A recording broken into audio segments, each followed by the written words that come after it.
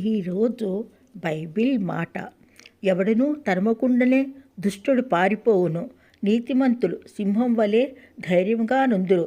దేశస్థుల దోషము వలన దాని అధికారులు అనేకులగుదురు. బుద్ధి జ్ఞానములు గలవారి చేత దాని అధికారం స్థిరపరచబడును. బీదలను బాధించు దరిద్రుడు ఆహార వస్తువులను ఉండనీయక కొట్టుకొని పోవు వానితో సమానుడు. ధర్మశాస్త్రం త్రోసివేయువారు దుష్టులను పొగడుచుందురు. ధర్మశాస్త్రమును ననుసరించువారు వారితో పోరాడుదురు. దుష్టులు న్యాయం ఎట్టిదైనను గ్రహింపరు. యెహోవాను ఆశ్రయించువారు సమస్తమును గ్రహించుదురు. వంచుకుడై ధనము సంపాదించిన వానికంటే యథార్థముగా ప్రవర్తించు దరిద్రుడు వాసి. ఉపదేశమును అంగీకరించు కుమారుడు బుద్ధి గలవాడు. ఆమెన్.